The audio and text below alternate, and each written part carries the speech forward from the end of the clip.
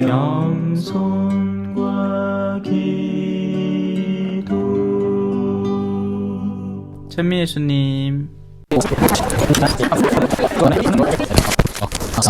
끝난 거 아닙니다. 세례는 문 여는 거지. 예. 그건 그렇죠. 예, 새로운 여정의 문을 여는 거지. 세례 교육이 끝나지도 않을 뿐더러 계속 빼야 돼. 오늘도 재밌게 교리를 해봅시다. 자, 오늘 사도신경 같이 바칠게요. 성부와 성자와 성령의 이름으로 아멘. 전능하신 천주 성부 천지의 창조주를 저는 믿나이다.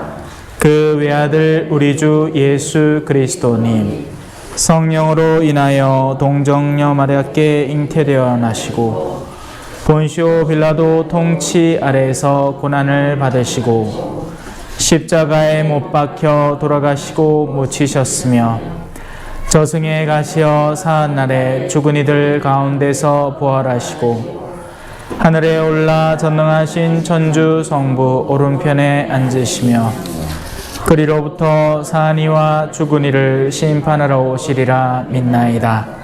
성령을 믿으며 거룩하고 보편된 교회와 모든 성인의 통공을 믿으며 죄의 용서와 육신의 부활을 믿으며 영원한 삶을 믿나이다. 아멘. 성부와 성자와 성령의 이름으로 아멘. 자, 이제 뭐 안 춥죠? 크게? 네, 안 추워요. 시끄러울까봐. 자, 여러분 성당에서 이제 세례를 얼마 안 남았잖아요. 이제 17일 날 세례 받은 게 오늘이 5일 아닙니까? 2주도 안 남았다. 2주도. 그죠? 한 주, 2주. 16일 날 밤이니까 그래. 16일 날 밤이니까. 자, 지금까지는 요 엑스맨 했잖아요. 엑스맨. 그죠? 네, 인자는 가서 왼손을 먼저 여기 딱 얹어 놓으세요. 그리고 오른손을 밑에다가 딱 받칩니다. 왜 이게 제일 나으냐? 왼손잡이는 바꿔도 되지 않느냐? 가능하면 이쪽으로 연습을 하세요. 왜냐하면 신부님이 성체를 항상 거의 대부분 오른손으로 주시기 때문에 앙카마 이거 긁어칩니다. 네, 이거 이래 하고 있으면 이거 긁어치거든요. 그래서 왼손을 위에 받침대로 삼고 오른손을 밑에다 놓고 이렇게 다가옵니다. 그 전까지는 기도손하고 다가오면 되고 아니면 뭐 요래 있든지 뭐 손은 자유롭게 하듯이 가까이 오잖아요. 가까이 오면 이제 손 준비를 해야죠. 왼손을 받치고 오른손을 밑에다 놓고 다가섭니다. 신부님 앞에. 네. 적정한 거리에 다가서면 돼요. 우리 성당은 참 다행이게도 요 밑에 보면 까만 딱지 딱 붙여놨어. 그거 딱 서면 돼. 그럼 딱 맞아. 네. 그러면 신부님이 줍니다. 뭐라고 하면서 주느냐? 그리스도의 몸 하면서 줍니다. 그러면 여러분들이 대답을 해야 되겠죠? 뭐라 대답하면 좋을까요? 한번 맞춰보이소. 신자분들 말고 아따 신자분들이야 몇십 년간 해왔는데 그걸 모르면 되나? 자, 아멘 하면 됩니다. 아멘 하면 됩니다. 자, 연습 한번 해볼까요? 자, 이제 다가온다. 신부님이 이제 한 3발자국 남았다. 어딜까에? 왼손부터 딱 꺼내고 오른손 밑에 딱 받치고 이제 앞에 간다. 앞 사람이 이제 딱 나가고 나면 신부님 앞에 딱 서서 신부님이 이제 갑니다. 그리스도의 몸 하고 받아서 자 일단 받습니다. 받았어요. 이 하얀 쪼가리를 받았어요. 그러면 옆으로 한 2걸음 이렇게 옆으로 가세요. 그런 다음에 거기에서 이렇게 모시고 들어가면 됩니다. 혹시나 가루나 성체 가루 있으면 조심히 입으로 이렇게 받아 모시면 돼요. 아시겠죠? 옛날에는 손에다 안 줬어요. 옛날에는 하도 귀한 기라 해갖고 입에 바로 신부님이 이어졌어. 근데 그러니까 이제 위생상의 문제가 있잖아요. 그죠? 지금 같은 이런 코로나 옛날에도 역병이 돌았는데 그하고 나이끼는 더 죽을 뿐이라. 그러니까 이제 이런 이 실질적인 이유로 바뀐 거죠. 예. 그리고 원칙적으로는 양형 영성체를 하는 게 맞아요. 옛날부터는 초대교회 때부터는 그러니까 신부님이 모시는 그 성체와 성체가 되기 전에 제병이라고 합니다. 제사빵이란 얘기죠. 제병, 제사빵, 오병이어라는 게 바로 여기서 나오는 말이잖아요. 5개의 빵과 2개의 물고기. 예. 그래서 제병이라고 하는데 그 제병이 신부님에게 축성이 되면 뭐가 되느냐? 거룩한 몸이 됩니다. 거룩할 성자에 몸체자를 써서 성체가 되는 거죠. 그리고 거룩한 뒤에 몸, 거룩한 피, 그러면 뭘까요? 혈이겠죠? 그 앞에 뭐 붙겠어요? 그렇죠. 성혈입니다. 성체를 모신다, 받아들인다 하는 한자를 써서 영한다고 하는 거예요. 영한다. 그래서 영성체, 영성체 먹었나가 아니라 영성체 모셨나가 아니라 영성체 했나. 왜? 영 여기에 벌써 동사가 들어있으니까 성체를 받아 모시다. 그래서 처음으로 이걸 하면 어떻게 되겠습니까? 첫 영성체가 되는 거죠. 우리 꼬맹이 친구들이 하는 거. 우리 꼬맹이 친구들은 어릴 때 세례를 다 받았지만서도 근데 아직 나이가 차서 이게 손에 든 게 이게 그냥 먹는 빵인지 까잔지 뭐 쫀디기인지 아무것도 모른단 말이에요. 그래서 이게 예수님의 몸이구나, 예수님의 몸 맞구나 하는 것을 인지하고 난 뒤에 이제 성체를 모시는 교육을 받는 과정을 천영성체 교육이라고 합니다. 어른들은 이제 다 컸기 때문에 그냥 바로 모셔도 상관없어요. 그래서 어른들은 세례 자체에서 바로 천영성체를 하는 겁니다. 예. 자, 근데 여러분들이 성체를 처음으로 모실 때는 제가 가르쳐 드린 건 평소에 주일미사에 아니면 뭐 이런 평일미사에 나와서 그렇게 모시면 되고요.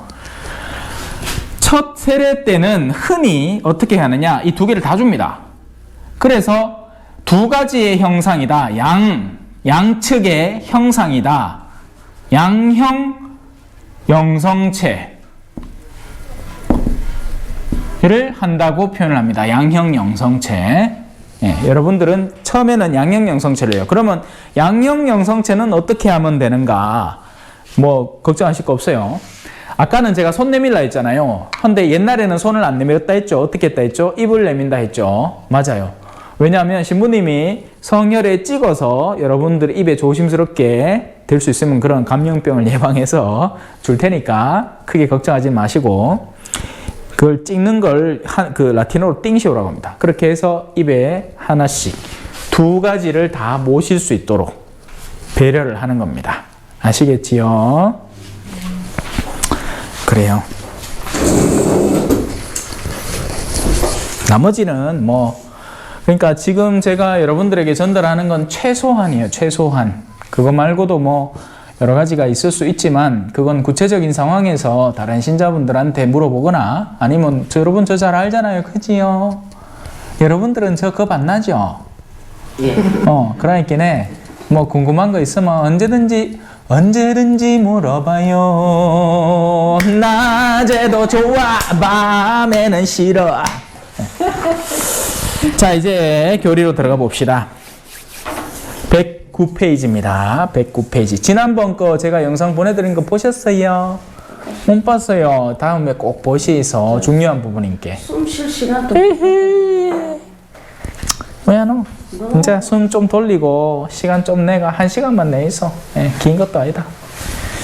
자, 간음하지 마라로 들어가 봅시다.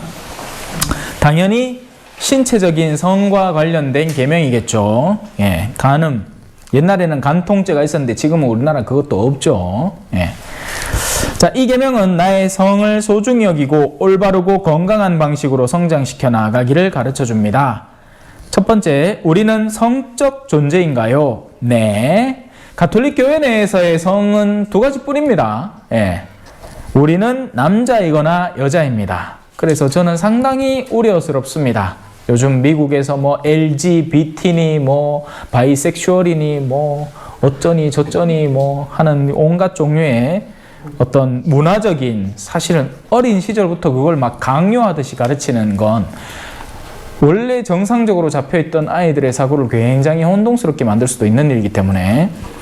자, 그래서 가톨릭 교회는 두 개뿐이에요. 남자이거나 여자입니다. 성은 하나의 존재 방식이고 남자 또는 여자, 따라서 그에 따르는 것을 육체적으로 당연히 다르게 지니고 있죠. 만일 내가 남자라면 남자의 몸을 가질 것이고, 그리고 남자처럼 생각하게 되고 남자의 목소리를 가지게 되며 남자처럼 느끼게 되는 등의 요소를 지니게 됩니다. 그런데 이 부분에 대해서 인정을 안 하죠. 예. 몸은 비록 다를지언정 영혼은 바뀔 수 있다. 뭐 이런 식으로 나아가는 게 그쪽입니다. 우리는 그런 것들 생각 안 할 거예요. 그리고 내가 여성이라면 마찬가지로 여성의 특징을 가지게 됩니다. 성적 존재로서 우리는 성적인 기관, 남성 생식기, 여성 생식기들을 지니고 있습니다. 염색체조차 다르죠. 자, 생식기는 무엇을 위해 있나요? 생식기는 당연히 그 본래 목적 자체로는 출산을 위한 것입니다. 즉 우리는 인류의 보존을 위해서 자녀를 낳게 됩니다. 자녀들은 보살핌을 받아야 하고 교육을 받아야 한다는 것까지 이해를 해야 돼요. 성이라는 것은 그래서, 자, 성을 살펴봅시다. 사춘기 한창 때 성을 떠올리면 전부 다 뭐 W, X, Y 뭐 이런 거 떠올립니다. 그죠? 이래 장난 많이 쳤다. 뭐 S 막 그리고, 그죠? 예. 아니죠. 성이라는 건 우리가 서로 다르다는 겁니다. 저는 성을 흔히 가르칠 때 깍지를 가르쳐요. 서로 다른 구멍이 서로 다르게 형성되어 있기 때문에 두 사이를 꽉 쥐어서 온전히 하나로 결합되고 오히려 다른 파트보다 더 강하게 결합될 수 있는 것이 우리가 가진 성의 올바른 이용 패턴입니다. 하지만 사실 여기서 조금만 비틀어 버리면 사사건건 부딪힐 수도 있는 게 우리의 다름이죠. 그래서 이 다름은 원래는 축복이에요. 하느님께서 우리의 부족함을 서로 메꾸라는. 남자와 여자는 진짜 다르더라고요. 여성들의 섬세함을 따라갈 수가 없습니다. 암만 섬세해 본들. 그 감정적인 배려와 그 내적인 그 풍성함에 대해서 남성들은 아무래도 이 육체적인 것에서 기인하는 근력의 힘과 집중력과 거기에서 많은 이 다름을 드러내고 있죠. 옛날에는 그런 책도 있었는데, 화성에서 온 남자, 금성에서 온 여자. 아마 그런 책이 있었던 것 같아요. 그래서 성이라는 건 이런 단순한 육체적인 것만을 떠올리게 만드는 것이 아닙니다. 성은 우리가 남성성을 지니고 태어났고 여성성을 지니고 태어났다는 그 다름을 서로 이해하고 존중하고 배려하는 데에서 성의 근본 목적이 존재하는 것이고, 그리고 그 성은 당연히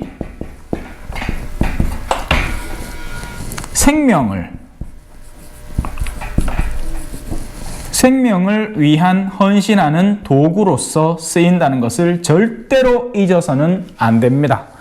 그래서 이걸 잘못 쓰면 어떻게 되죠? 자, 간음하지 말라는 계명 앞에 뭐가 있었죠? 살인. 여기서 업그레이드 되는 죄를 짓게 됩니다. 낙태가 여기 들어가니까요. 죄는 항상 작은 것에서부터 시작해서 점점 덩치를 불려갑니다.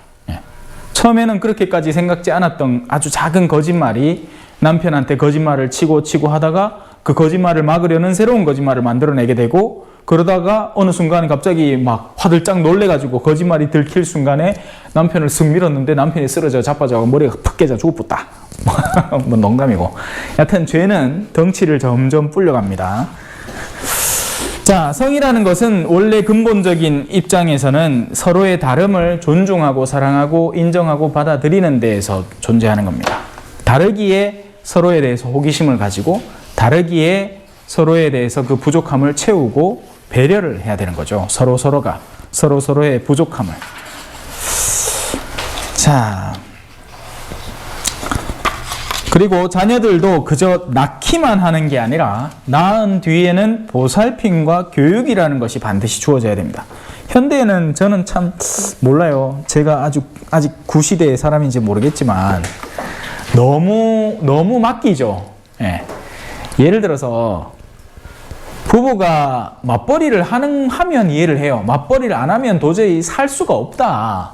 근데 그게 아니잖아요. 여성들의 오늘날의 사회 진출에 있어서는 그저 그러니까 안 벌면 자신의 생계 자체가 위협당하기 때문이 아닌 겁니다. 자신의 개발과 완성을 위한 거다라고 하는데 거기에서 교묘하게 자녀들에 대한 여성의 근본적인 이익점은 빠져 있죠. 예. 자녀들과 맺을 수 있는 유대관계, 자녀를 키우면서 느낄 수 있는 보람, 그들이 성장해서 훗날 맺을 수 있는 그런 아름다운 친교의 관계 같은 것들은 인정받지 못하는 겁니다. 그리고는 이제 나중에 싱글 돼가지고 이제 고양이 5마리하고 살고 그러지. 그래요. 자, 6번째 계명을 거스르는 일은 무엇인가요? 우리가 지닌 성적 기관들로 올바르지 않은 행동을 저지르면서 우리의 성을 마음대로 그릇되게 사용할 때 이 계명을 거스르게 됩니다. 가톨릭 교회는 흔히 이제 가톨릭 교회에서 성장한 남자 아이들, 물론 여자 아이들도 포함을 해서 자위행위에 대해서 굉장히 이 죄책감을 많이 지니고 있어요. 다른 데보다. 하지만 이런 부분에 있어서는 우리 교회가 조금은 너그러운 마음을 지녀줄 필요가 있습니다. 그 행위 자체가 옳다고 하는 건 절대 아니에요. 그건 어지러운 행동이 맞아요. 하지만 어느 정도 선까지 그게 어둠의 요소가 될 것인가 하는 것에 대해서는 조금은 관대해질 필요가 있습니다. 그리고 신부님들도 남자였고 신부님들도 사춘기 다 겪어봤기 때문에 그런 것에 대해서 충분히 이해하고 우리 친구들이 그런 것 때문에 너무 고민하지 말고 신부님한테 찾아와서 어떤 영적인 도움도 받고 조언도 듣고 할 수 있었으면 좋겠어요. 자, 건강한 성을 이루어 가려면 어떻게 해야 하나요? 건강한 성을 이루기 위해서는 정결의 덕을 키워야 합니다. 그저 그냥 섹스리스, 이게 정결이라는 것이 아니라 마음으로 한 사람에게 충실한 것에서부터 정결이 시작되는 겁니다. 네. 그저 그냥 독수 공방하고 막 아무 관계도 안 맺고 무슨 뭐 히키코모리 같이 혼자 앉아가 오타쿠 맨키로 그냥 애니메이션을 보면 그러면 그 사람 정결한 사람입니까? 아니죠. 마음으로 다른 일을 넘나보지 않고 오직 한 사람에게 충실할 내면을 갖추고 있을 때 진정으로 정결해질 수 있는 겁니다. 그래서 이 정결은요, 단순한 성적인 정결만을 넘어서서 하느님과의 관계에서도 적용되는 것이 정결입니다. 네. 우리는 정결한 신앙인이 되어야 돼요. 우상 숭배하지 말고 세상 것들에 눈독을 들이지 말고. 자, 계속 가봅시다. 이는 나 자신의 성적 충동을 균형 감각을 가지고 올바로 조절하는 것을 말합니다. 이를 위해서는 여러 가지 방법이 있습니다. 기도, 건전한 독서, 좋은 충고를 청하기, 성경 읽기, 나를 성적으로 유혹할 수 있는 모든 것을, 환경을 포함해서 말이죠. 거기만 가면 내가 성적으로 넘어지는 어떤 영역이 존재를 한다면, 인터넷에 음란 사이트를 틀어놓고 나는 여기 안 넘어갈 거야 하면 그 사람 도라이죠. 정상이 아니죠. 거기에 다가갈 수 있는 환경 자체를 정돈해 나갈 필요가 있는 겁니다. 네. 간단하게 말하자면 성 또한 하느님의 선물이며 올바르게 사용해야 한다는 것입니다. 그래서 저는 제 몸을 돌보고 다른 이를 존중해야 라고 그림을 그려놨어요. 이 해부학 그림은 실제 해부학 도면을 따라 그린 거니까 거의 정확해요. 그린다고 좀 힘들었습니다. 넘어갑시다. 도둑질을 하지 말라로 들어가겠습니다. 7 제목 같이 한번 읽어볼까요? 시작. 도둑질을 하지 마라. 괜히 읽었다. 네. 이거 모르는 사람 누가 있노? 맞죠? 네, 도둑질은 당하면 다 싫은 거잖아. 그죠? 그러면 하면 안 되지. 근데 문제는 은근슬쩍 우리가 아닌 척, 예를 들어서 뭐 어디 회사에 일하는데 주인에게는 넘쳐나는 물건이라고 한 개씩 쓱쓱 빼온다든지, 예? 도둑질의 유혹은 사실 끊임없죠. 그리고 있는 이들은 가난한 이들의 몫을 도둑질하죠. 합법적으로. 예. 뭐 예를 들어서 뭐 월급 주기를 미루다가 벌금 내는 게 훨씬 싸게 먹히면 어떤 사악한 주인은 자기 수하에 일하는 사람의 불법 체류자니까, 예? 어차피 그 사람 시작부터 막 불법이었으니까 뽑아먹을 거 다 뽑아먹고 뭐 노동력 다 취하고는 이제 돈 줄 때 되니까 막 미루는 겁니다. 그렇게 하다가 이제 내쫓아 버리죠. 참 못된 사람 많아요, 세상에. 도덕질은 여러 가지 의미가 내포되어 있는 겁니다. 자, 이 계명을 통해서 나는 다른 이들의 재물을 존중하고 올바르지 못한 방법으로 내 것으로 삼으려 하지 말아야 한다는 것을 배웁니다. 살아가기 위해서 재물이 필요한가요? 그렇습니다. 예, 이걸 무시해서는 안 되는 거예요. 살아가는 데는 재물이 반드시 필요합니다. 그래서 교회는 궁핍을 해소하기 위해서 애를 씁니다. 가난. 자, 가난. 성당 다니는 사람은 흔히 뭐 가난하면 무조건 그냥 뭔가 멋져 보이고 좋아 보이고라고 착각을 합니다. 아니에요. 궁핍은 다른 겁니다. 이건 밥 못 먹고 옷 못 입고 집 없이 사는 사람들인 거예요. 지금 우크라이나 사람들처럼 하루하루를 위협에 시달리면서 사는 사람들이에요. 이런 이들은 뭐가 필요해요? 도움이 필요합니다. 자선, 기부 등등등. 이게 실제로 필요해요. 자선에는 몸을, 그러니까 돈을 줄 수도 있지만 실제적인 봉사도 당연히 자선이고요. 교육을 시키는 것도 자선이고요. 예. 의료 행위를 베푸는 것도 자선이고요. 우리가 가지고 있는 모든 것들 가운데에서 거침없이 그것이 실제 부족하고 그것을 쉽게 얻을 수 있는 없는 이들에게 선물해 준다면 우리는 충분히 도움을 주고 있는 겁니다. 저는 여러분에게 영적 도움을 주죠. 이거 한다고 제가 여러분한테 돈 받은 적 한 번도 없잖아요. 맞죠? 물론 빵은 받았다. 땡큐! 예. 빵은 받았지만 그렇게 할 말 없네. 받을 걸 다 받아붙네. 자, 여튼 궁핍은 해소돼야 되는 거예요. 궁핍은 있으면 안 됩니다. 궁핍은 우리가 충분히 도움 주지 않는다, 충분히 사랑하지 않는다는 증거밖에 안 돼요. 지구상에 있는 자원들은 모든 인류가 먹고 남습니다. 하지만 누군가가 지나친 파트를 차지해버리면 나머지 것들로 가난한 이들이 먹고 살죠. 예를 들어서 라스베가스는 원래 사막지대예요. 물이 없어요. 근데 거기다 물을 다 땡겼으니까 원래 그 물을 가지고 누려야 할 이들이 가뭄에 시달리는 겁니다. 이 향락의 도시를 위해서. 그런 일들이 세상에 많습니다. 뭘 팔아보니까 잘 팔려. 뭐 어디 아보카도가 한국에서 잘 팔린대. 그래 미친 듯이 아보카도를 재배합니다. 그 덕에 주민들이 먹을 물이 없어. 이런 일들이 지구상에는 계속 일어나고 있습니다. 가난은 자발적 가난을 교회는 가르칩니다. 이건 좋은 거예요. 프란치스코 성인 들어보셨죠? 우리 교황님 이름이잖아요. 우리 교황님이 이제 원래는 다른 이름인데 교황님이 되시면서 항상 이 일종의 예명처럼 자신의 교황명을 정하는데 일부러 이제 자발적 가난을 살아가신 프란치스코 교황님을 프란치스코라는 이름을 정한 거죠. 성인 중에 한 명이에요. 우리 형제님 원하시면 프란치스코에 돼요. 예. 원하시면 뭐 벌써 요셉이나 뭐 해나시겠네 뭐 그걸 생각하고 계시겠지만서도 자, 살아가기 위해서는 재물이 필요합니다. 예, 그리고 재물을 적절한 곳에 쓸 필요가 있어요. 너무 구두쇠가 돼도 안 돼요. 이거 사실 제가 겪어온 거거든요. 사제는 그러니까 사제도 월급을 받죠. 받아요. 그래서 더군다나 처자식이 없잖아요. 그러니까 뭐 밥 굶고 살고 이러지 않습니다. 거기다가 신자분들 만나면 신자분들이 막 저래 막 빵도 주죠. 만약에 내 빵 먹고 싶으면 원래 같으면 빵집 가서 사 먹어야 되잖아. 근데 저래 주시니까 그죠? 근데 이제 내가 나한테 뭔가를 하는 것에 대해서 너무 막 짠돌이처럼 굴고 있는 거예요. 어느 날 저 자신을 보니까. 그래서 이건 아니다 싶었어요. 필요할 때 쓰라고 여러 가지 우리에게 선익을 주는 것들이 존재를 하고 그런 것들은 필요한 영역에 적절히 쓰면 됩니다. 돈 있는 사람은요, 골프 쳐도 돼요. 시간 많고 돈 많은데 자기에게 합당한 스포츠를 왜? 근데 이거는 제 개인적인 생각인데 사제는 아직은 좀 아니지 않나. 예, 왜냐하면 골프를 치는 데는 그냥 골프만 치는 게 아니거든요.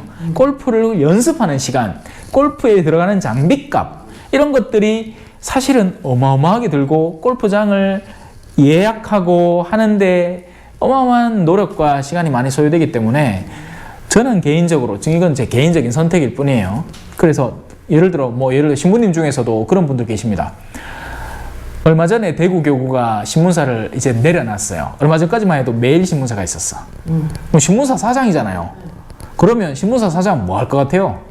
무슨 업계 장들하고 만나갖고 이야기하고 하는 거. 어디서 얘기할 거? 그렇죠. 골프 치러 가서 얘기하는 거. 그러면 어쩔 수 없어. 우리 대구 가톨릭 병원 있잖아요. 그 병원장님 신부님입니다. 의사들하고 미팅을 한다.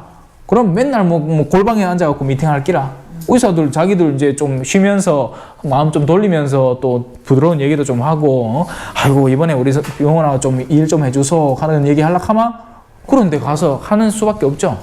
그래서 그런 것들이 정당화될 수 있는 상황은 있지만, 하지만 기본적으로 사제에게는 크게 잘 어울리는 운동은 아닌 것 같다 라는 게 제 개인적인 생각이라서, 그래서 저는 아직도 골프는 좀 안 치고 있어요. 근데 그렇다고 해서 누가 친다고 해서 뭐라고 할 뜻도 없고, 하고 싶으면 하라. 자기 시간 많고. 근데 저는 복음 전하고 이거 갖고 또 영상 만들고 강론 준비하고 영적 서적 읽고 필요할 때 책도 좀 쓰고 이러려고 하면 몸이 5개라도 부족하다. 근데 그 와중에 뭘 하노? 그러네, 야위셨다.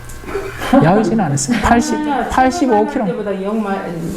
얼굴만 자꾸 들어가, 얼굴만 자꾸. 해주셨어. 제가 처음 만나. 우리 짠으로 몇 주 됐다고.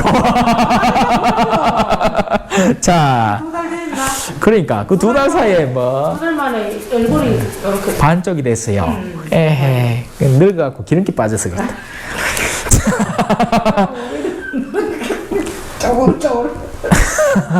자, 우리는 살아가기 위해서 재화가 필요합니다. 집, 옷, 음식, 생필품, 일을 위한 물건과 그 밖에도 여러 가지 것들이 필요합니다. 물질적인 것들은 중요하지만 살면서 가장 중요한 것은 아닙니다. 있어서 쓰지만 거기에 매달려서는 안 되는 거죠. 의자 2개를 갖다 놓고 이래 딱 서가, 그죠? 한 곳에 무게 중심을 싣고 있으면 이쪽 의자 안 빠져도 돼.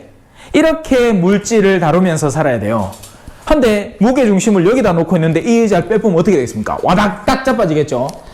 물질에 의탁해 있으면, 의존해 있으면 그것이 나에게서 상실될 때 그 극명하게 그 증거가 드러납니다. 하지만 그것이 있든 없든 상관없는 사람이면 바오로 사도가 이렇게 얘기했거든요. 예수님의 제자는 아니었지만 나중에 뒤늦게 사도가 된 사람이 있어요. 예수님의 제자가 된 사람이 있어요. 나는 부족하게도 살 줄 알고 풍족하게도 살 줄 압니다. 저는 선교지에서 8년 동안 지내면서 가난한 이들과 가난한 음식을 나눴어요. 실제 음식 속에 벌레들이 단백질로 많이 들어있습니다. 그 동네는 그 정도는 아무것도 아니라, 그러고 모기 뜯기고 그런 자리에 초대받아가 자갖고, 지난 2019년도 1월 달이었던 걸로 기억을 해요. 제가 선교하던 볼리비아에 돌아갔어요. 그러니까 사람들이 좋다고 나를 이제 자기 집에 초대를 해가 음식을 주는데, 쓸개 뺏는 이 사람한테 또 그 석회수 타갖고 음료수 주고, 그 동네 물은 석회질이 엄청 많거든요. 샤워기 틀어놓으면 한 달에 한 번씩 바늘 들고 그 앞에 거 빼갖고 구멍 뚫어야 돼. 왜냐하면 종류석이 막 생긴다 하있긴 해. 그러니까 그걸 거기에다가 이 사카린타가 마시는 거예요. 이제 거기에다가 닭티가 주는 거예요. 닭 기름기 버글버글한 거. 자기들한테는 너무 귀한 음식인데 나한테는 너무 부담스러운 음식인 거죠. 근데 또 어쩌겠어요. 평생 살 것 이제 아니니까 열심히 또 맛있게 먹었다. 그래. 근데 이제 극하고 또 한국에 돌아와서는, 또 한국에는 또 온갖 귀한 대접이란 귀한 대접은 다 받아봅니다. 신부님 어디 식당 궁금하면 그 동네 주인신부한테 물으면 다 알아요. 저는 아직 온 지 1년이 안 돼갖고 잘 모르지만서도 웬만하면 신부님들이 고급집은 다 깨고 있어. 와, 신자들이 신부님 불러갖고 이분을 어떻게 대접해야 되나 싶어가 항상 보면 어디 식당 좋은 데 알아가 글로 데리고 가는 기라. 그래갖고 카페도 새로 난 데 알고, 식당도 새로 난 데 알고, 어디 마시는 데 알고, 그렇다 카이. 제가 그래, 참복회도 먹어봤다, 아닙니까? 보고회. 보고회 드셔보셨어요?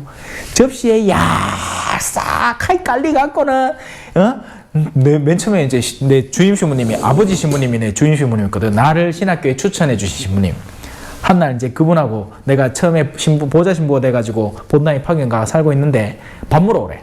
밥 먹으러 갔다. 먹으래. 그래요. 접시가 이랬는데 먹으래요. 뭘요? 나중에 보니까 이거 깔려 있어. 뭐가? 종이장처럼 싹 깔린 반투명하게. 이거 뭐 먹는 거예요. 예. 그래갖고 이제 먹었다. 볼리비아에서는 이런 에피소드도 있습니다. 어떤 신부님이 이제 제 앞에 온 신부님인데, 그 동네는 이제 한국 음식 귀하잖아요. 근데 마침 집에 그 번데기 통조림이 있었는 기라. 오늘 이거 안주하자 해가지고는 그거 하나 딱 까놓고 신부님들이 이제 그 동네는 소주가 비싼 게 소주가 있긴 있어. 한인 슈퍼가 있긴 한데 엄청 비싸. 양주보다 더 비싸. 그래갖고 시바스리갈 12년산 하나 딱 끊어놓고 한 사람씩 한 잔씩 채워갖고 이제 이야기하면서 먹는 거예요. 낮 동안 선교하고 이제 저녁에 들어갔고. 근데 그 제 앞에 선배 신부님이 그 번데기 모르고 실수로 2개 집었는 기라. 그날 저녁에 욕을 니는 씨 번데기를 2개를 집어갖고 먹었다 하면서 그 이야기를 얼마나 섭섭했으면 그죠. 두고두고 하더라.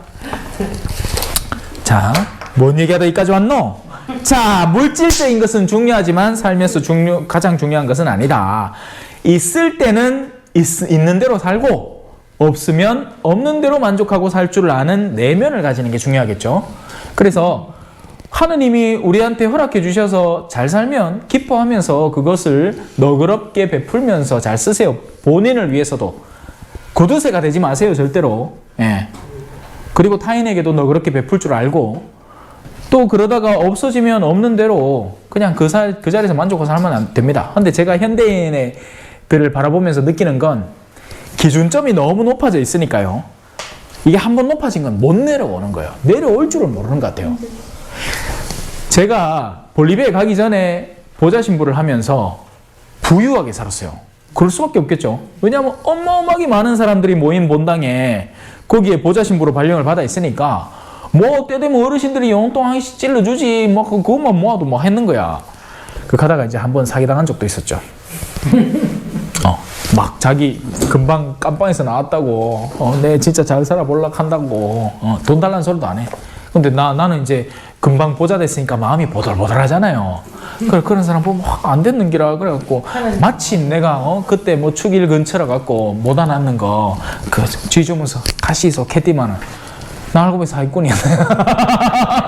근데 문제는 이 사람이 극하고 그냥 갔으면 되는데 내 이름을 팔면서 온 동네에 소문을 내면서 마신부 아는 사람이라고 가면서 다 사기치고 다니고. 그래가 그때 한번 교구에 이 공문 났습니다. 공문. 예.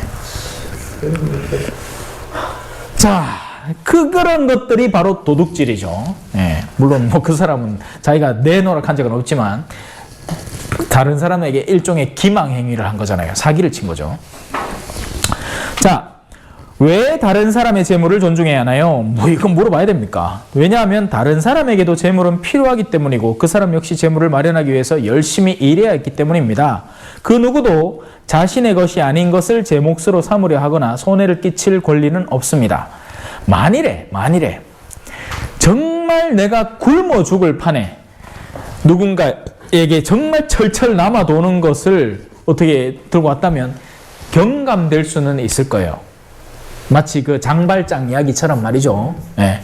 근데 예를 들어서 어떤 사람이 자기가 얼마든지 존엄하게 사는데 주인집 창고에 있는 물건이 탐이 나서 하나씩 둘씩 빼온다.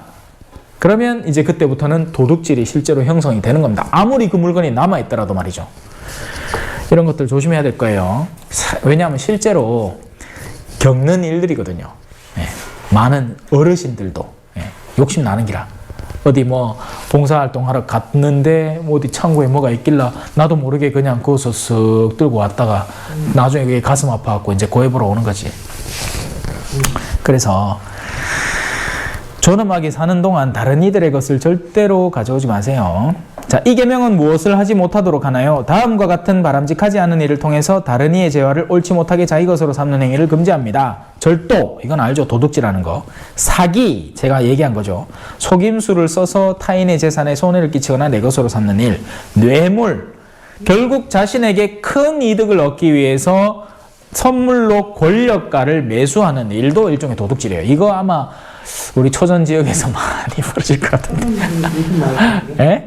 왜냐하면 뭐 농사일 하려고 하면 뭐 어떤 것들 뭐 법적인 조건들을 쉽게 넘어가야 되는데, 근데 예를 들어서 내 아전 인수라고 하잖아요. 내 논에 물을 대는 순간 다른 논에 물을 댈 기회가 경감된단 말입니다. 합리적으로 했을 때는 1 이렇게 하나씩 가야 될 물이 나한테 3오고 이 사람한테 1 가고 나한테 4오고 이 사람한테 안 가고 이렇게 하면 이거는 일종의 바로 그런 뇌물 줘서 권력가들의 마음을 사서 자기 뜻대로 하려는 거죠.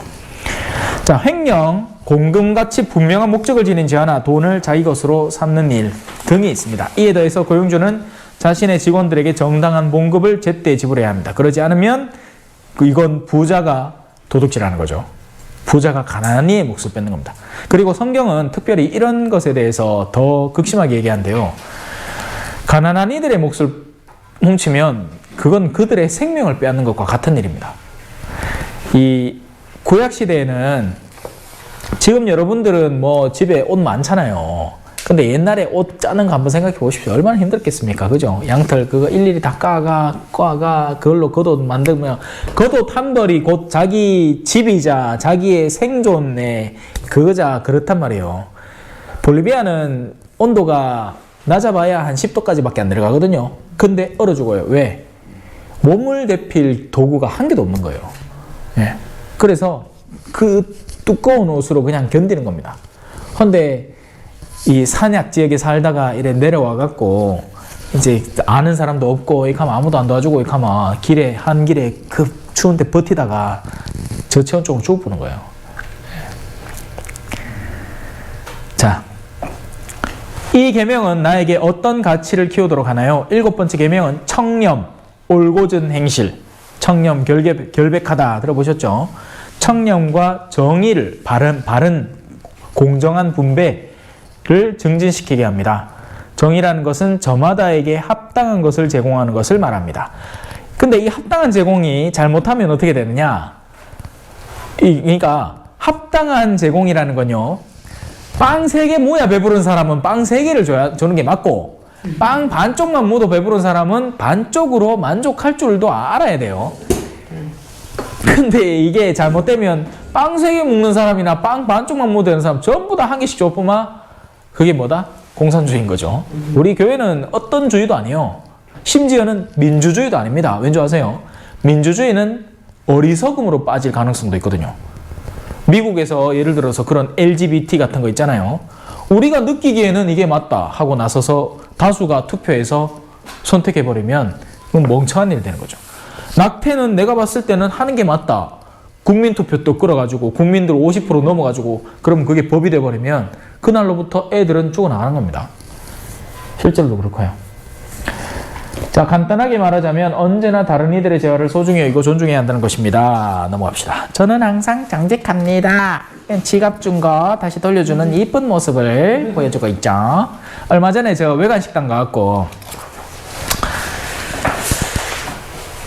차돌 청국장 13,000원 딱 시켜갖고 한 그릇 딱 먹고 계산해 줬어. 딱 나가는데 영수증에 10,000원 적히는 기라. 응? 그리고 다시 돌아갔다. 그래서 이거 13,000원짜리 먹는데 3,000원 더 계산해 주소. 주인이 놀래가지고 다음에 오시면 맛있는 거 드리겠다고. 아이고 이래 돌아오시는 분 없는데 감사. 네, 신부란 얘기는 안 했어요. 쉬는 날이었으니까. 쉬는 날이니까 평고 있고, 네, 동네 청년처럼 딱 해가. 자, 8. 거짓 증언을 하지 마라. 이 계명을 통해 우리는 언제나 진리를 말해야 한다는 것을 배웁니다. 진리는 무엇에 기초를 두나요? 진리는 어떤 일을 있는 그대로 일그러짐 없이 알고 받아들이는 것에 기초합니다. 그 진리는 물론 사실도 진리지만 사실 안에 있는 오늘 강론 잘 들으신 분은 이해를 어느 정도는 하셨을 거예요. 제가 오늘 강론 때 했는 이야기하고도 조금 연계되는 겁니다.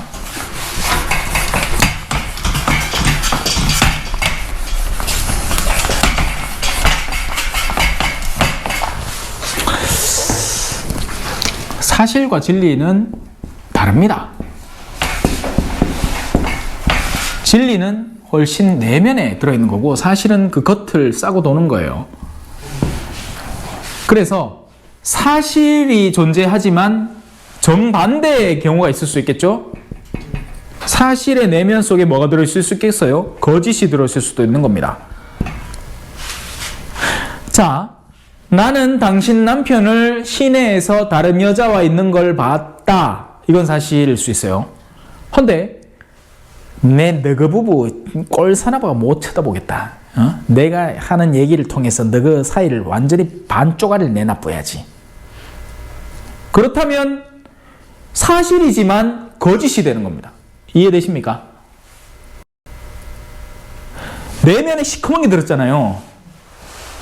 그래서 그런 때는 차라리 침묵하는 게 나을 수도 있단 말이죠.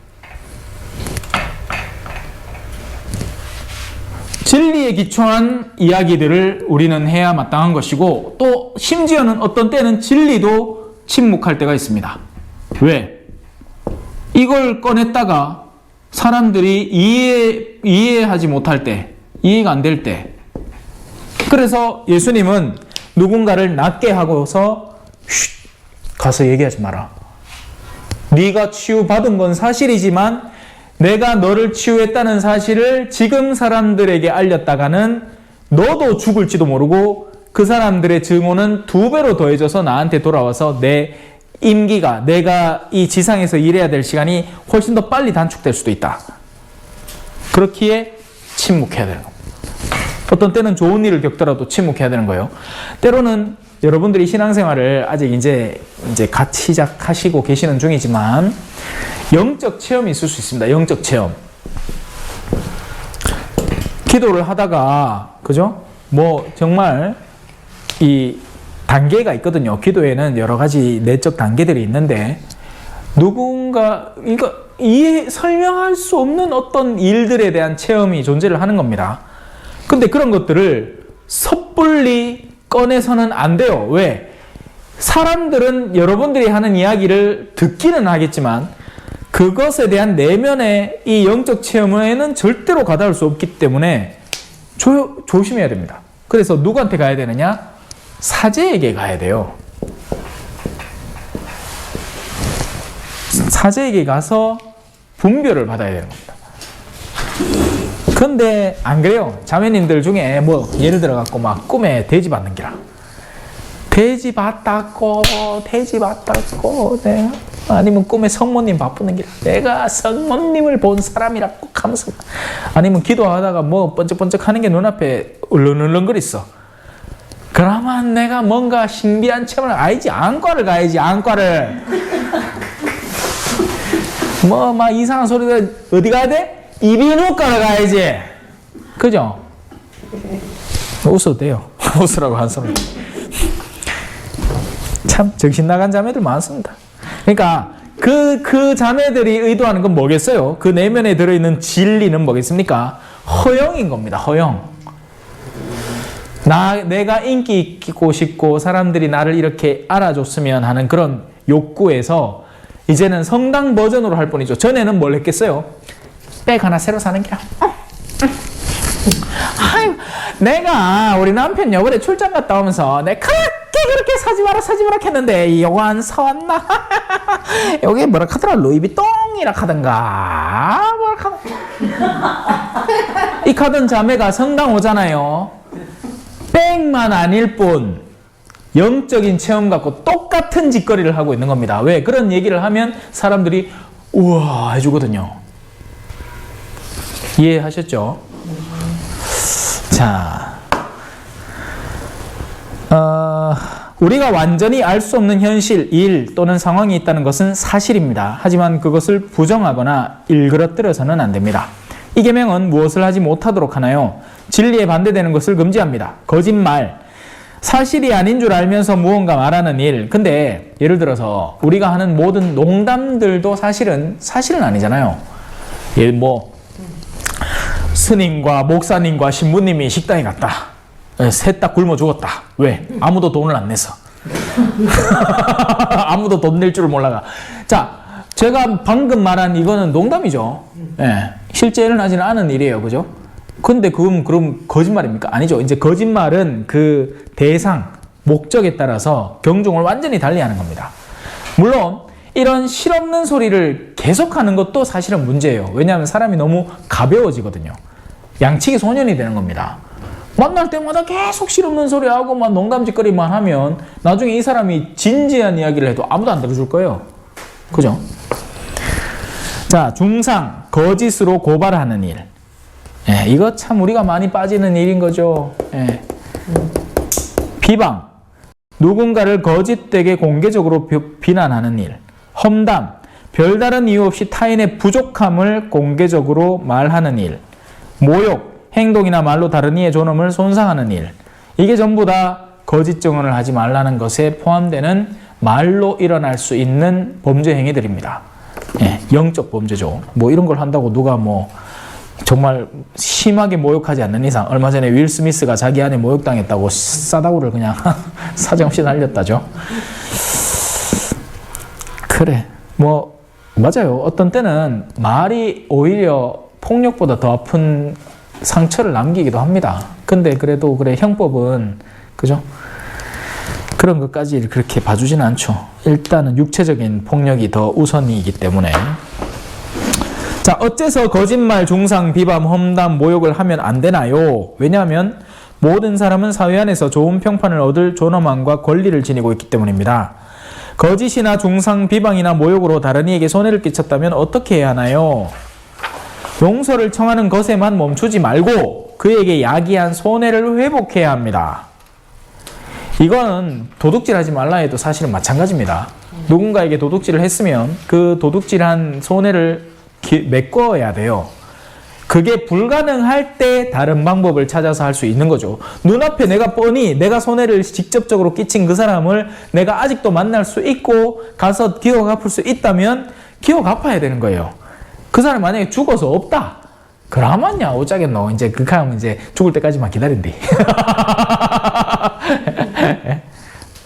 근데 그래요. 우리가 이런 험담을 통해서 그에게 야기한 손해는 메꿀 줄도 알아야 되는 겁니다.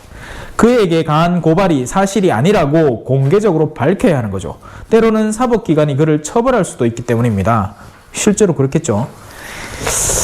이 신부님이 성사를 주는데 누가 와서 뭐 어떤 예를 들어서 범죄 행위를 고백을 하잖아요. 그러면 잠깐 성사를 멈추고 먼저는 자수를 시키는 게 이 도리입니다. 예. 왜냐하면 어떻게 될지 모르기 때문이죠. 예. 그걸 빌미로 저 신부님 알고 있었다 뭐 이럴 수도 있는 일이고, 그리고 이 범죄 행위 자체의 그러니까 대상 자체는 이 영적 해소의 대상이 아닌 거예요. 난 사람을 죽였는데 그러면 그 죄값에 대한 형법적 절차를 밟아야 하는 거죠. 예. 그걸 그냥 가만히 그냥 죄만 용서하고 돌려보내는 건 바람직하지 않은 거죠. 어떻게 보면. 자, 간단하게 말해서 하느님께서는 진실하시기에 우리도 진리를 사랑하고 수호하기를 바라십니다. 그 누구도 거짓된 증언, 중상, 비방, 험담, 모욕으로 다른 사람을 해칠 권리가 없으며 거짓말을 할 권한도 없습니다. 저는 항상 진실을 말해요. 진실. 자, 그래서 오늘은 여기까지 하고 이제 남은 거 2과인데 여러분들이 이제 교회 활동을 시작하시게 되면 당연히 뭐 주일 미사 나와야 된다는 건 알고 계시죠, 그죠? 예, 그 미사가 토요일 저녁이든 주일이든 나오시는 게 맞고요. 그리고 지금 우리가 이 방 안에 들어있는 이 방의 존재, 이 전기, 뭐 필요한 우리 화장실의 이용과 거기에 나오는 수도세, 이런 것들로 교회는 사실 소비적인 활동을 어느 정도는 하고 있습니다. 저기 사무장님을 한 명 두면서 거기에 따르는 인건비, 또 제 생활비, 제 차량 운용비 이런 것들이 다 사실은 여러분들의 도움에서 나와요. 그래서 교회는 두 가지의 이런 방향으로 그걸 잡고 있어요. 하나는 여러분들이 미사 때 나와서 드리는 것을 봉헌이라고 합니다. 봉헌. 예, 그건 여러분들이 감사한 만큼, 기쁜 만큼 자유롭게 내면 돼요. 하지만 흔히 이런 농담이 있죠. 천주교가 왜 천주교냐? 천원 그렇지. 진짜로 천 내는 기라. 우리 아저씨들 저 다방 갖고는 아가씨한테는 기분 좋다고 막 10,000원짜리 주고 20,000원짜리 주고 막 50,000원 주고 이렇게 하는데 성당 나오면 짠돌이가 돼갖고 1,000원짜리 띠띠 내는 기라.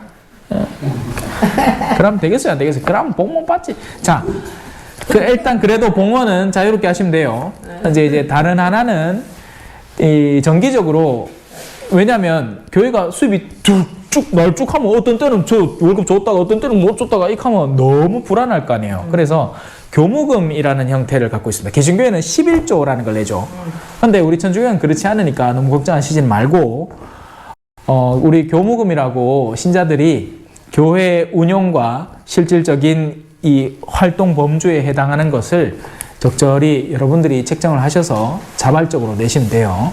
예, 그건 이제 1년 거를 한꺼번에 할 수도 있고 다달이 이렇게 낼 수도 있고 합니다.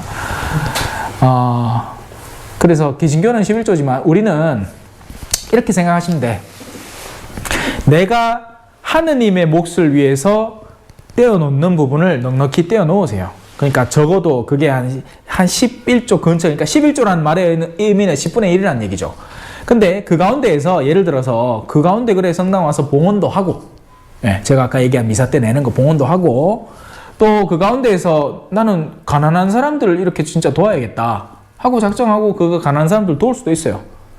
그건 내가 나를 위해 쓴 건 아니잖아요. 하느님을 위해서 정말 하느님을 알기 때문에 그분에 대한 인지 때문에 내가 따로 떼어놓고 그렇게 실천하는 거니까.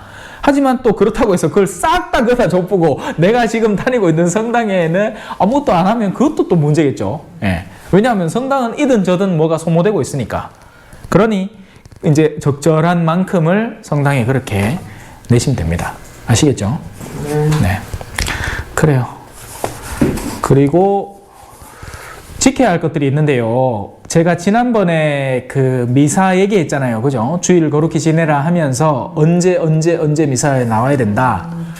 당연히 주일 미사는 뺍시다. 주일은 여러분들이 시간이 되는 동안은 거룩한 주일을 위해서 나와야 된다는 거, 주일의 의무는 뺍시다. 그럼 나머지는 뭐가 있느냐? 조금 있으면 다가올 부활절이에요. 근데 부활절은 생각할 필요가 없는 게 주일과 같이 연계되기 때문이죠. 나머지 3개의 날들 기억나십니까? 자, 그렇지. 와, 또 8월 15일. 와, 한 개 남았다. 한 개. 다 휴일이더라. 그러니까. 그렇지, 성탄절. 이야, 지난 시간에 가르쳐 줬거든. 그래야지 모르시는 게라. 자, 1월 1일 천주의 모친 성모 마리아 대축일에는 미사를 오시고 나머지 편안하게 놓으시면 되고요. 8월 15일도 미사를 일단 나오시고 나머지 놓으시면 되고, 성탄절은 당연히 나오겠죠. 네, 성탄절 어떻게든 나올 거예요. 그리고 부활절은 당연히 나올 거고, 이번 부활절은 특히나 더 나올 거고, 안 가면 세례를 못 받는데 왜 너? 그죠? 그래요. 자, 그리고 뭘 해야 되느냐? 제계를 지킨다라는 규정이 또 있습니다. 그건 뭘 얘기하느냐면 단식과 금육에 대한 항목이에요. 단식은 이런 겁니다. 나이 범주가 있어요. 예. 너무 얼라들도 할 필요 없고 어르신들도 할 필요 없습니다. 그래서 그 범주대 안에 들어온 사람들에게, 그러니까 그 굶은 것이 어디와 연계되겠습니까? 기부와 자선으로 연계됩니다. 내가 원래는 누렸어야 마땅할 몫을 남겨서 그것으로 정말 그것이 필요한 이들에게 선물해주는 개념으로 나아가는 거죠. 한 끼 식사값이 뭐 한 5,000원에서 10,000원 정도니까 그렇게 한 끼 굶고 뭐 그 정도의 비용을 누군가에게 돕는다든지, 뭐 우리 교회에서 뚝하면 뭐 2,000금 해가지고 우크라이나를 도웁시다 이럴 때 그런 비용들을 수합해 놨다가 낸다든지, 아니면 또 지금 사순시기 동안 저금통을 나눠주거든요. 그래서 잔돈들, 푼돈들 모아가지고 지금 이제 얼마 있으면 또 다시 받는단 말이에요. 그런 것들로 사회복지기금을 마련을 하는 겁니다. 우리 성당에도 사회복지 대상자들이 있고, 그거 가보면 이제 집이 약간 좀 많이 없죠. 그런 분들 겨울에 기름 넣어준다든지 뭐 이런 비용으로 쓰이는 복지기금이 조성이 되는 거예요. 그래서 단식과 금육을 해야 되는 겁니다. 금육은 언제 하느냐? 매주 금요일 날 하시면 돼요. 예, 매주 금요일 날 뭐 금요일이란 뭐겠어요? 고기를 안 먹는 거죠. 근데 그러면 고기는 안 먹고 다시다, 소고기 다시다는 요 되느냐? 고기는 안 먹고 닭은 안 먹고 계란은 되느냐? 자, 단식의 의미는 그런 게 아니에요. 금육의 의미는 그저 나를 괴롭게 만드는 게 아닙니다. 금육은 제가 아까 이 의자에 서 있는 거 얘기했죠. 우리의 육체가 언젠가는 떠나버릴 것이라는 것을 이해하면서 때로는 우리의 육체의 한계성을 경험해 보는 것을 말합니다. 그러면서 그 목적이 뭐냐? 하느님에게 굳건히 서 있으려는 게 목적인 거죠. 육체가 전부가 아니라는 것을 이해하면서. 그래서 금육은 1차적으로 고기에 대한 규정을 하는 겁니다. 하지만 이거 어디서 나온 규정이겠어요? 서양이에요. 맨날 차하고 칼 들고 쑤시고 앉았지. 이런 날만큼은 이제 밥 먹지 마라 이거지. 예. 그래서 금육이라는 것을 꼭 고기하고만 연계시켜갖고 그날 소고기 다시다 였는데 우짜입니까 신부님하고 전화하고 가지 말고 예. 치매 어르신이 매너라 내 오늘 고기 반찬 좀 더 가는데 어머니 내가 얼마 전에 세례를 받아가지고 금요일마다 금육을 지켜야 되는데 지금 어머니가 나한테 고기를 달라고 하는 날은 금요일이에요. 어떻게 고기를 내렸어요? 이렇게 하지 말고 그래 옆에 앉아 같이 좀 뭐 어머니 편안하게 드시도록. 지는 무슨 강박증 환자만 이렇게 경멸하듯이 보면서 반찬 해주기만 또 해주고 막 그렇게 하지 말고 같이 뭐 어머니 맛있어요. 아유 저도 맛있네요. 어때? 대신에 다른 기도, 선행 등등으로 메꿀 수 있는 겁니다. 예. 너무 결벽증이 되진 마세요. 가톨릭 신자가 돼서 얼마 안 살면 흔히 여기 빠져버립니다. 오늘 금요일인데 지키는. 자, 단식은 웬만하면 한번 지켜보세요. 하루 중에 한 끼는 굶는 겁니다. 그리고 한 끼는 그냥 보통으로, 다른 한 끼는 정상으로 먹어요. 그래서 이것도 사람들이 어떻게 못되게 하느냐면 단식하는 날은 11시까지 잡부. 그럼 뭐다? 아침 굶기라. 이게 뭔 놈 단식입니까? 그죠? 뭔데 빠져갖고. 아니라 자기가 정말 의식적으로 견딜 수 있는 한 끼를 굶는 거예요. 아시겠죠? 자, 그럼 이거 단식을 언제 하는데? 2개밖에 없습니다. 1년 중에 2번. 하나, 제수요일이라는 날입니다. 제수요일. 이마에 제를 바르는 날이에요. 딱 그날 가보면, 미사 가보면 알아. 이마에 제를 싹 뿌려줍니다. 사순시기를 시작하는 첫 수요일이에요. 예. 지금 우리가 살고 있는 시기가 사순시기고, 우리 이미 벌써 이마에 제를 받았고, 그날 다들 굶었어요. 한 끼. 또 언제냐? 이제 다가오는 날입니다. 여러분들에게는 아직 신자가 아니니까, 의무 지어져 있지 않으니까, 그날은 실컷 드세요. 왜? 마지막 만찬의 이 성주간 금요일 될 테니까. 두 번째 날은 성주간 금요일. 왜? 예수님께서 돌아가신 날이니까 원하시면 동참하셔도 됩니다. 하지만 여러분에게는 의무는 아니에요. 하지만 신자가 되시고 나면 이제 이런 것들이 의무로 지워진다는 것. 또 교회 혼인법을 지키셔야 한다는 것. 제가 지난번 2분 안 오셨을 때 혼인에 대해서 잠깐 이야기를 했는데 뭐 둘이서 그냥 순수하게 처녀 총각으로 만나갖고 지금까지 살고 있으면 아무 문제 없어요. 근데 이혼에 대한 경력이 있다면 저한테 미리 이야기를 하셔야 되고 상황이 어떤지를 지켜봐야 되고 그리고는 그에 합당한 조치를 취할 수 있습니다. 지금은. 왜? 세례를 받으면서 교회는 그거에 대한 어떤 적절한 조치, 그걸 바오로 특전이라고 하는데 그걸 할 수 있기 때문에 저한테 이야기를 미리 해주셔야 돼요. 그런 게 없으면 괜찮고요. 자, 그렇게 우리 교회 구성원이 되면서 어떤 삶을 살아야 되는가도 간단하게 설명을 드렸습니다. 자, 다음 시간은 마지막 시간이 될 거고요. 12일, 12일 이제 마지막 수업이 될 거고. 근데 마지막이 아니죠. 뒤에 이거 많이 남았고요. 그죠? 예, 이건 여러분들이 집에서 읽어보시면 사실 충분한 거예요. 어떤 구체적인 자비를 할 수 있나. 예. 그리고 제 미사 나오면서 꾸준히 강론 들으시면 그걸로 충분히 메꿔질 겁니다. 예. 그래요. 제 마지막 시간에 쫑파티 해야 되겠다. 쫑파티. 수업은 그냥 호로록 말아먹고. 이 두 개는 사실 우리가 앞에 했는 거 6계명의 영적 버전.